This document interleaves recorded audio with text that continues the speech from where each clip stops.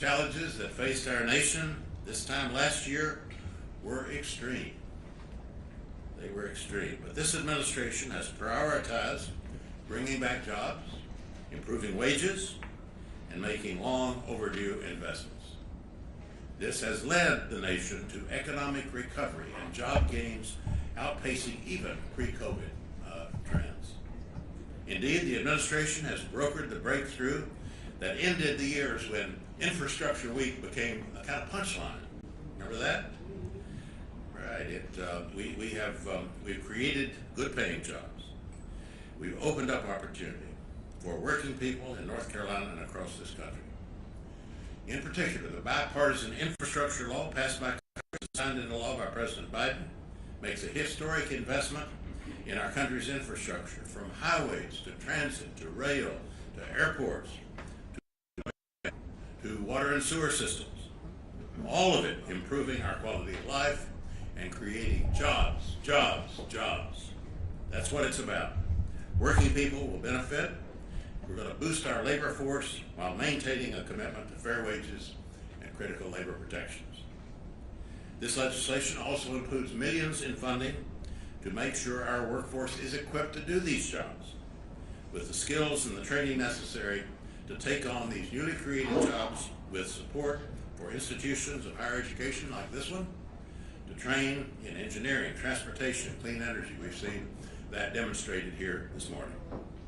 With these investments, technical and community colleges will continue to play a critical role in driving economic growth and renewal, empowering workers, growing business and industry to North Carolina. Here in our state and in the 4th District, which includes the Research Triangle Park, federal support for workplace development and training could not be more essential.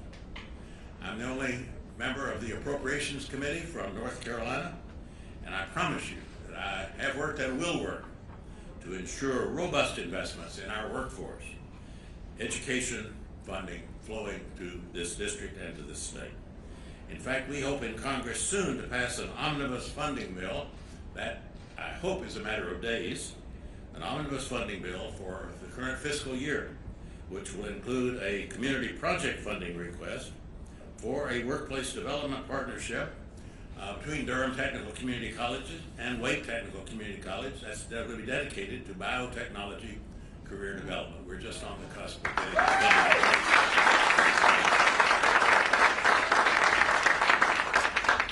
So I commend the Biden-Harris administration's efforts to support workers, particularly the leadership of Vice President Harris, Secretary Walsh, on the task force on worker organizing and empowering. The work of this task force, alongside historic federal investment in job creation, marks a strong, even unprecedented commitment to revitalizing the tradition of collective organizing, supporting workers with good quality jobs that will strengthen the middle class and those aspiring to be in the middle class, and strengthen America for years to come. So thank you so much for being here today. Thanks for the opportunity to visit with you and to accompany this wonderful party. Thanks for what you're doing to promote building back better in America. Thank you.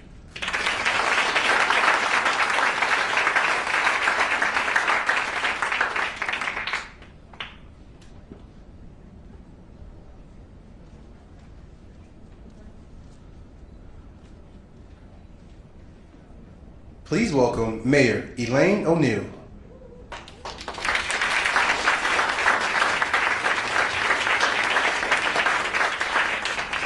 Good morning, good afternoon, everyone. Madam Vice President Harris, Labor Secretary Walsh, Governor Cooper, President Buxton, and all of our congressional and local leaders. On behalf of the Durham City Council and our residents, we are honored to welcome you to the great city of Durham.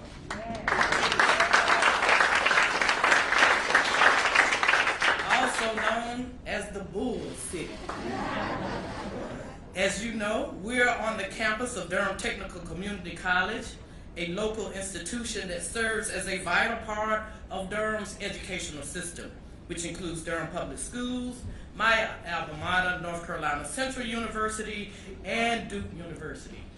For years, Durham Tech has played a major role in preparing our residents, some young and some not so young, for good, stable, and well-paying jobs. It is also one of the key reasons that the local job market is so hot, leading Durham and the Triangle to be ranked last year as the second best place to live in the United States by the U.S. News and Report. Durham is also home to Research Triangle Park, the largest science park in the country and one of the largest in the world. While Durham has its foundation in agriculture, specifically tobacco, it has evolved into a thriving ecosystem of technology, life sciences, healthcare, green technology, and other major industries. Just a few years ago, we worked diligently to recruit companies to Durham. Now, we no longer need to do that. They come to us.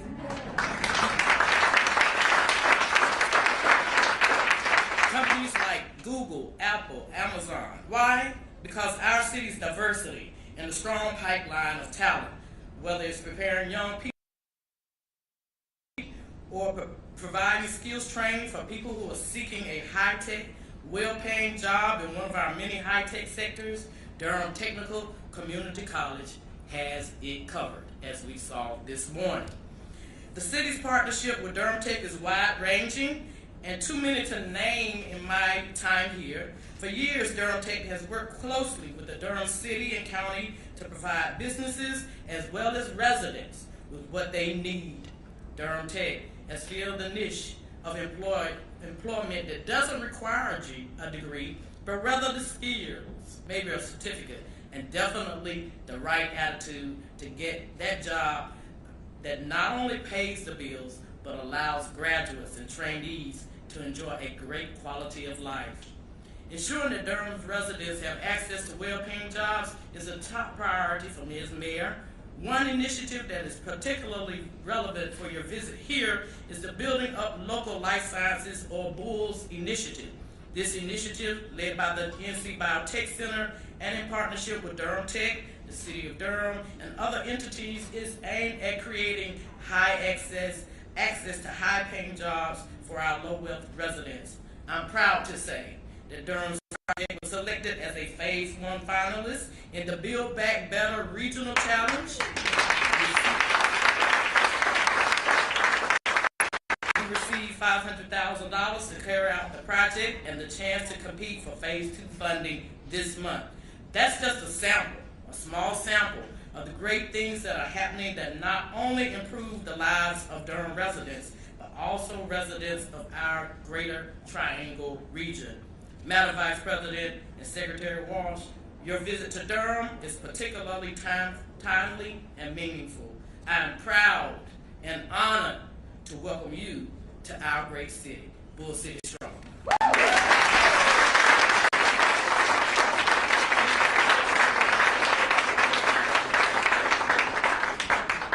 Please welcome Governor Roy Cooper.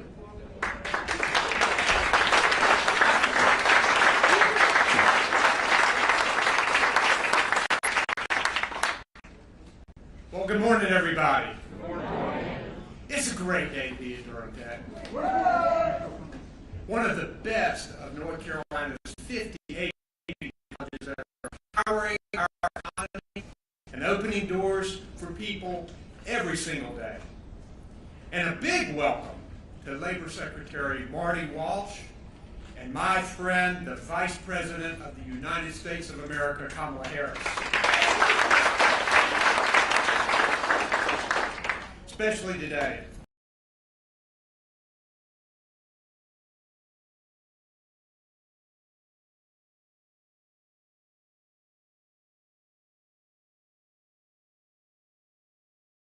World against Putin's unjustified attack on the free people of Ukraine.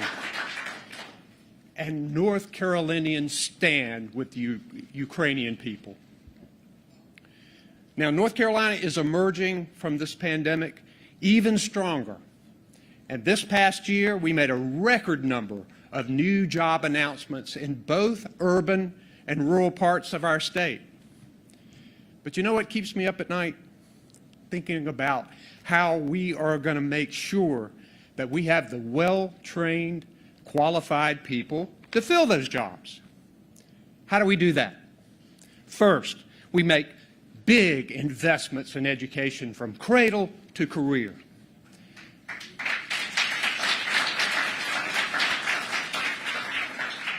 Investments in community colleges like Durham Technical Community College.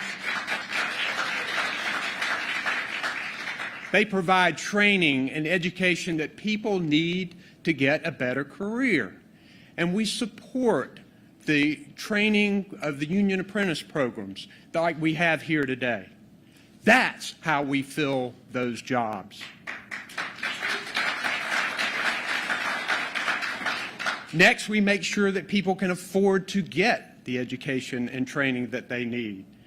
So many people living on the edge are working hard at lower paying jobs to support their families and keep food on the table.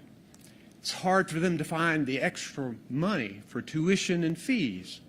Programs like today can help people do that. And it's why I created the long leaf commitment grants to help low and middle income high schoolers go to community college debt free. It's why I created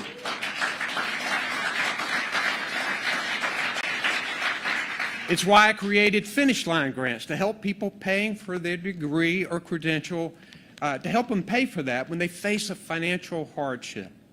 That's how we fill those jobs. Then we get parents to high-quality child care that they need so that they can go to work. With American Rescue Plan funds, the Biden-Harris administration has provided North Carolina $800 million to help raise the pay of early childhood educators and help create more child care openings. And there's even more help for parents in the President's Build Back Better plan. With it, a couple together making about $100,000 a year will save $5,000 a year on child care. That's how we fill those jobs. Finally, something simple. Pay people more.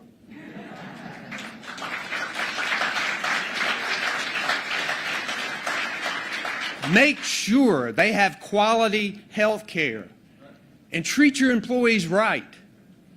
Employers who pay good wages, have good benefits, and deal with employees fairly get the qualified, educated, and diverse workers that they need. That better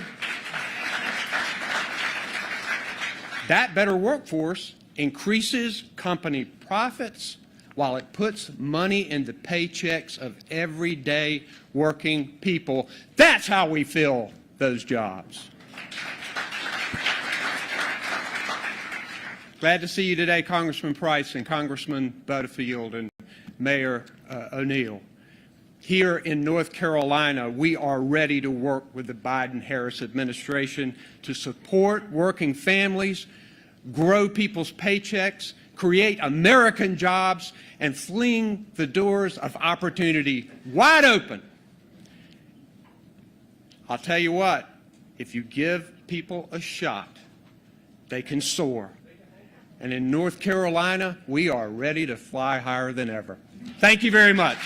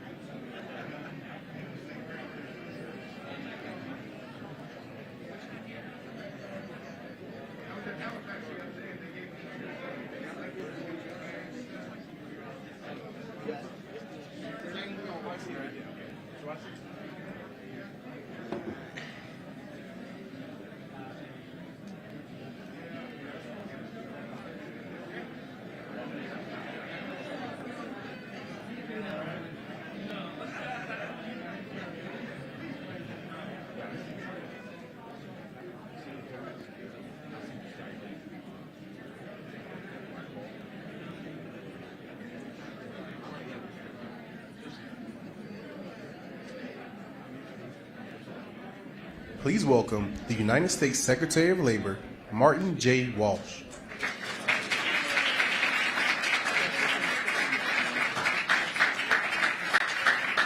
Thank you very much, and it's great to be here today, and it sounds like an exciting crowd. You know, it sounds very exciting. I want to thank the governor for your leadership in this state. There you are, Gov. And I want to thank you for wearing your Boston Celtics tie for me today. I appreciate that. Thank you, Governor. Mayor O'Neill, it's an honor to see you today as a former mayor. I know what you're going through every single day. No disrespect to the governor or the congressman, but I know where it's at. So thank you very much for what you do. Congressman Price and Congressman Butterfield, thank you for all that you do for America. Thank you for what you do for the state. Thank you for the infrastructure bill. Thank you for fighting for diversity. Thank you for fighting for civil rights. Thank you for fighting for good jobs. You two are truly are champions, and it's an honor to be with you today.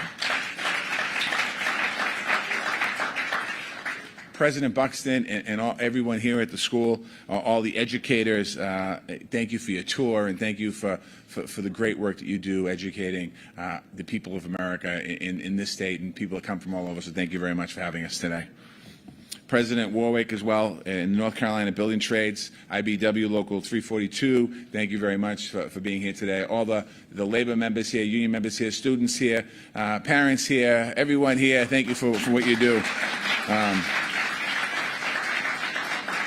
And I certainly want to give a special shout out to one of my bosses, a champion for working people all across this country, for families. And I've had the opportunity now, and I'm going to talk a little more about it in a few minutes, but I've had the opportunity now to have private meetings and public meetings and see the Vice President go around, and she truly is an amazing person. So Vice President Kamala Harris, thank you very much for what you do as well. You know, I've had the great opportunity. I tell this funny story. When I first met the Vice President, she was a senator. I was watching her one day doing a hearing. I'll leave it nameless what hearing it was. And I was the mayor of Boston at the time, and I went down to Washington. I wanted to meet with her, and I met with her. And she was a very open person, honest person. We had a beautiful conversation. And from that day till now, we've had an incredible friendship. And she truly is a leader in our country.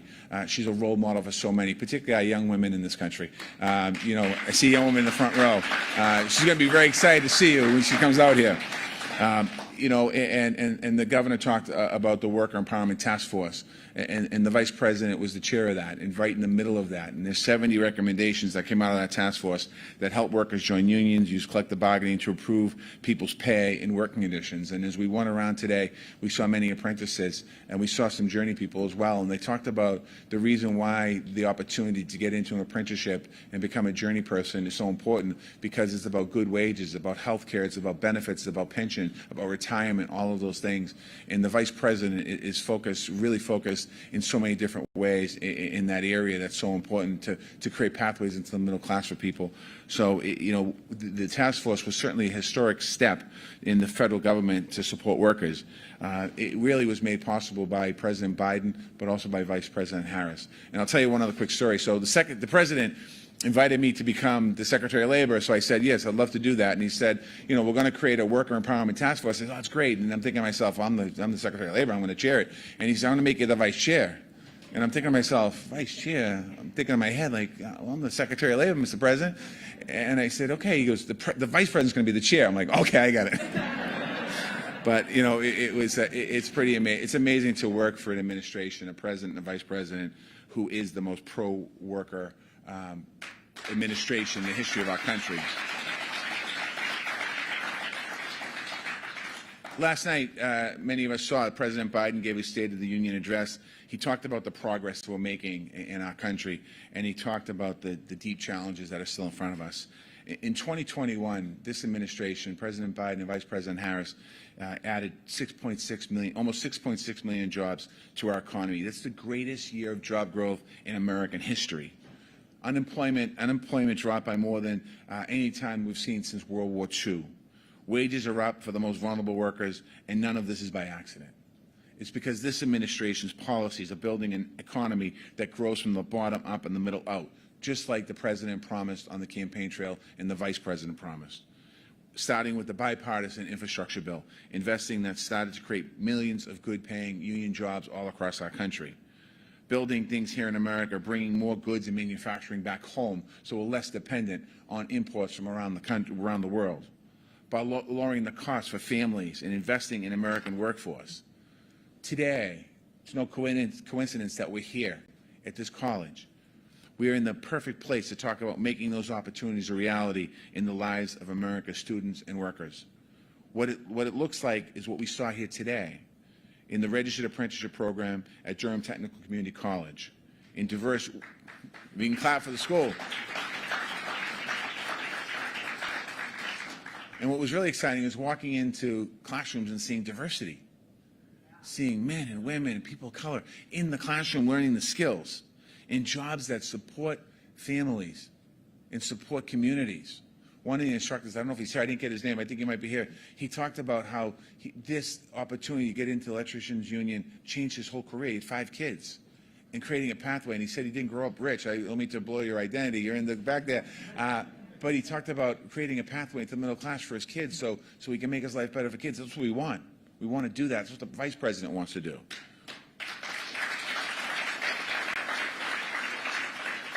These are the kinds of programs that this administration is investing in all across America. In the president's first year in office, the Department of Labor invested $160 million to grow diversified registered apprenticeships, and we're just getting started. The president and the administration are working with Congress, to our 2 congressmen here, to increase our workforce investment money across this country. We're building partnerships it takes to make these programs strong and successful with employers, with unions, with colleges, with community colleges, with training programs. Community colleges like Durham Tech are essential to this work. They are the engine of equity in higher education, and they are the key to growing our middle class by creating pathways from school to career for American students and American workers. That's why the President and the Vice President are committed to supporting community colleges and investing in America's workers all across this country. Today, I'm also thrilled to announce a new investment in American workforce by the Biden-Harris administration and the Department of Labor. We'll be investing $45 million in grant programs to strengthen community colleges right now.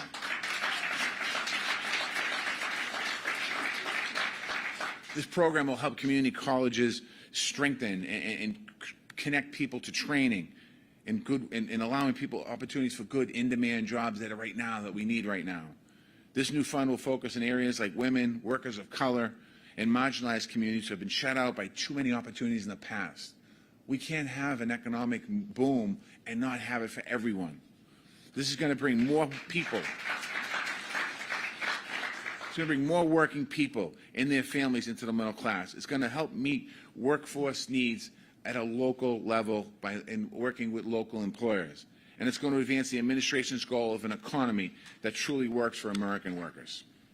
So that's my speech. Now, one of the most important things I have to do today is introduce the next speaker. And I had a great chance to do it. I met this young woman about 25 minutes ago. She's in the back. She's getting ready.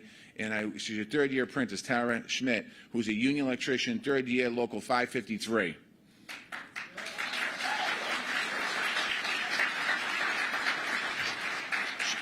I'm not done. Come on up here. I have notes here, but okay. She's smart. She's passionate. As I would say in Boston, she's wicked smart. She's a role model for women all across our country and anyone else looking to learn new skills and improve their opportunities. It's so exciting. It's so exciting. The first room we walked in today was Tara. And she was able to explain to the vice president, myself, and the governor, and the mayor, and the congressman about the work that she was doing as third year. And she also went back and talked about her first couple of years. So, ladies and gentlemen, without further ado, local 553, third-year apprentice, Tara Schmidt. It's awesome.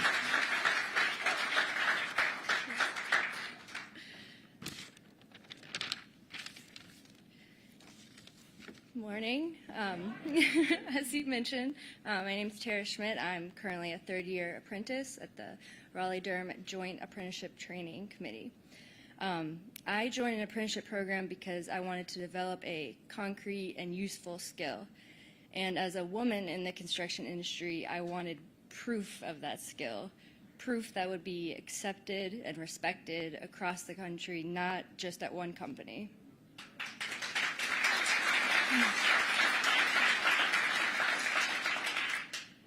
But more than that, I was drawn to a union apprenticeship with the International Brotherhood of Electrical Workers because I knew that I would be guaranteed benefits like health care and a pension, even if I got hurt or laid off. I knew I would get a fair and a transparent wage, and I knew I would always have union representation to advocate for my rights on the job.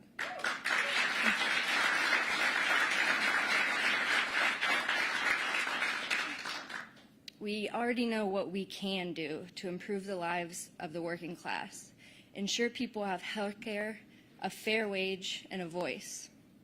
And we as a nation have learned time and again how we can do that. Unionize.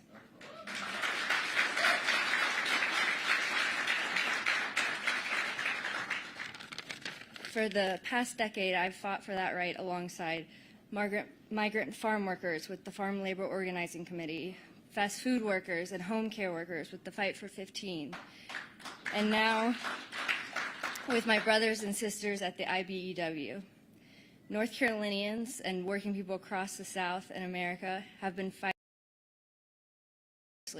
for a now of the Vice President to add.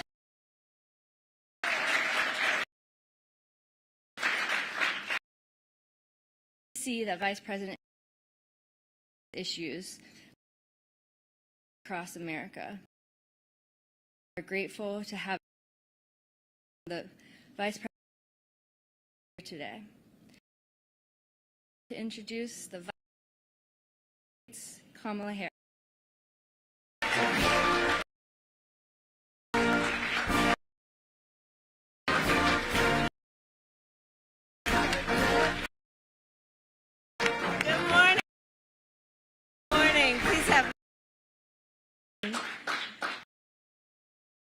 You. We were hanging out in your classroom, and the secretary and I were admiring your skill and your work. But to hear you speak at a podium like you just did, I know that you are a leader on many things, and truly, you are a face and an image of the future of labor in America and leadership in labor in America.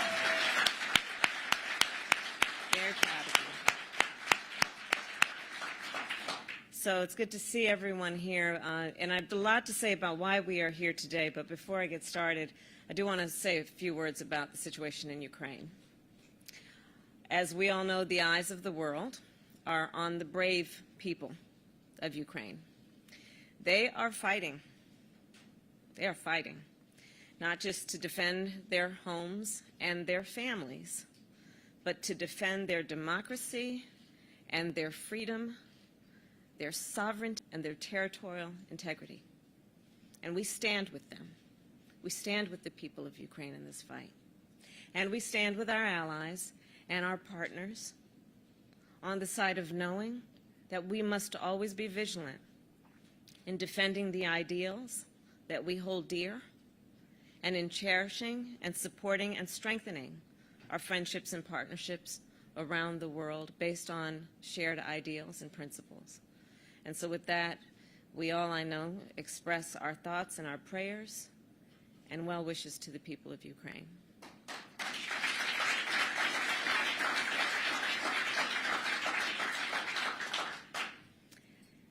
So again, it is wonderful to be back in Durham. Governor, thank you always for introducing and welcoming me to this beautiful state of yours. Mayor, congratulations and thank you for your leadership. I look forward, and the President does as well, working with you on all that you are doing here.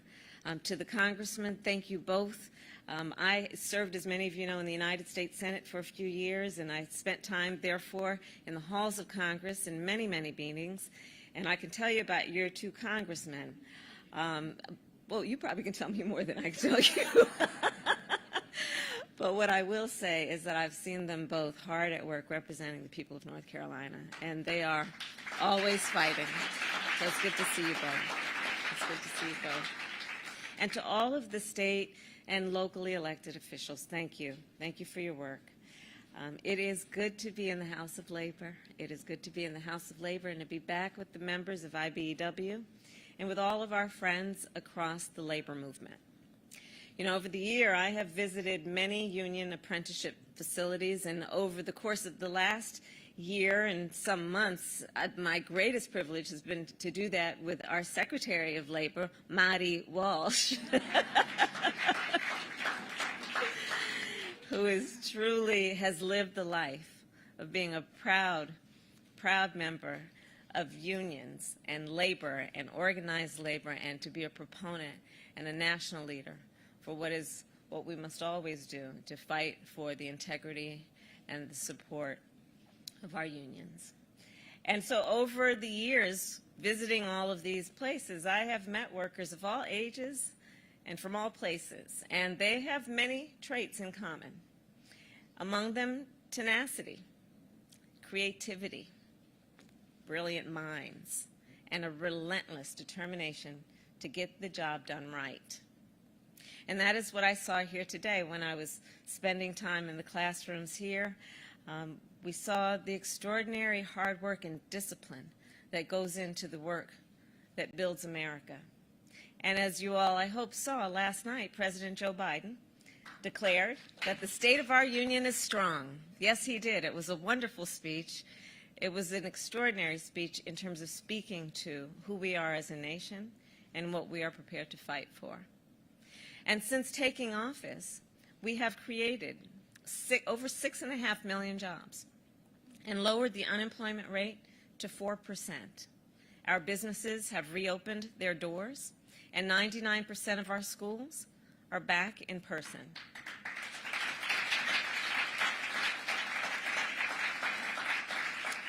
As a nation, we have made real progress in our fight to end this pandemic and get our economy back to normal.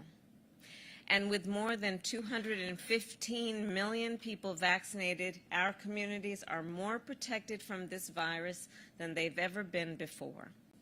And that said, the President and I know the fight is not yet won.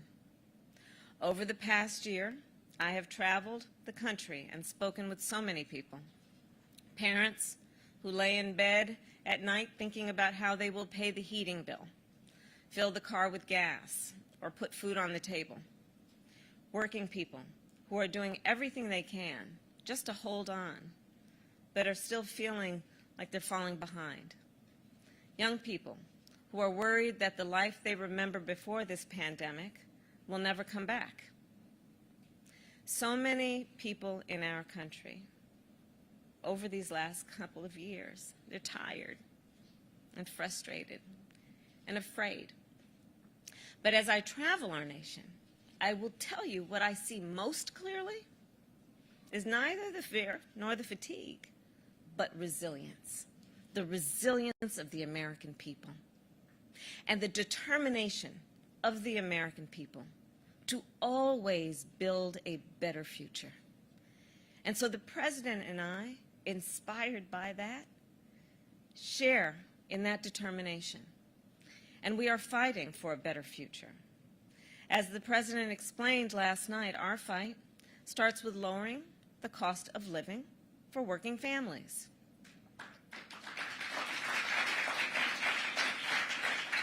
As you all know, the pandemic, it has tangled supply chains and driven up the price of everyday goods. But through the bipartisan infrastructure law, our administration has made historic investments in our infrastructure and in our supply chains to prevent those bottlenecks, and to lower daily expenses. We are also working hard to manufacture more goods, like cars, like computer chips, made by workers here in America. And we must do more. Continue our recovery we must, and to continue our recovery, we must then create more good-paying jobs here at home, good union jobs.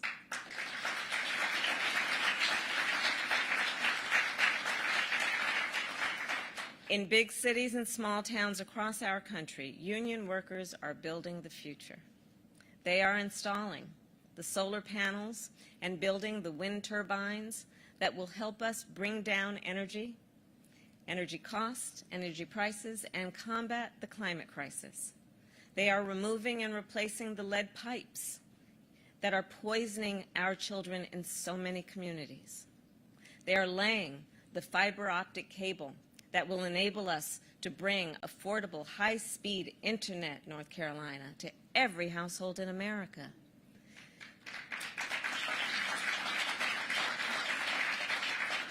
And they are building this better future in spite of historic attacks on workers' rights. As you know, in North Carolina and many places in our country, we still have a lot of work to do, because in many places in our country, there are still powerful forces that are hard at work trying to build barriers to stop workers from organizing and exercising their right to collective bargaining. But know this, as Secretary Walsh explained and described, our administration is deeply proud to be the most pro-labor administration in the history of our country.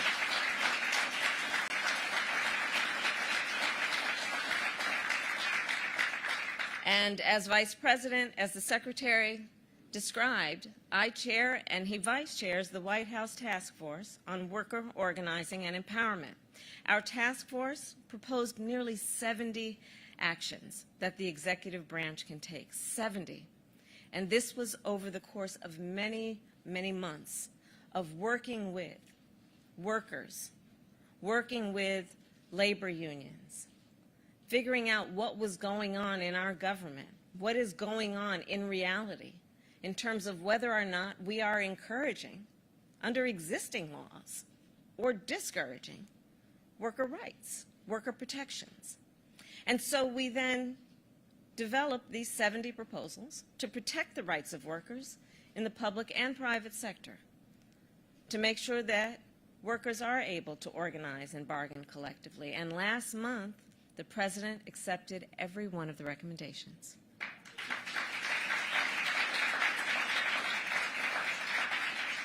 But we're not going to stop there. Over the years, I have spoken with so many young people, women, people of color, hardworking folks who are training to become union workers. And as the Secretary said, we see the potential for growth in terms of the diversity, in terms of the inclusion, in terms of America's workforce and our future. And I met some of those great stars and leaders today, who I believe are all part of a new era of the American labor movement, a movement that you all helped build right here, which is why we are visiting with you this morning. A movement big enough to lift up people of every age, every walk of life, every race, every gender. After all, every person should be able to benefit from the power of solidarity, because every person in our nation, no matter where they start, deserves an opportunity to succeed. That is the future we are fighting for. That is the future our administration stands for. And that is the future we will build with the help and with the leadership of union workers. Thank you all, and take care. Thank you.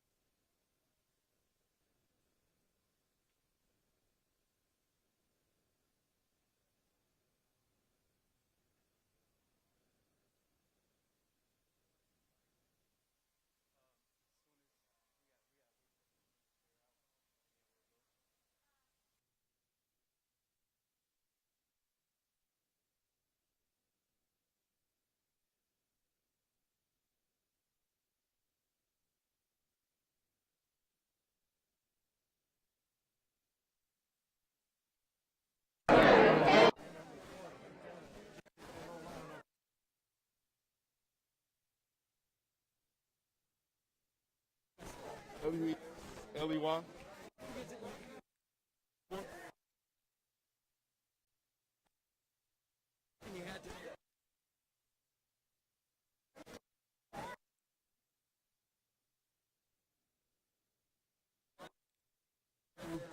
And on this second on the right side.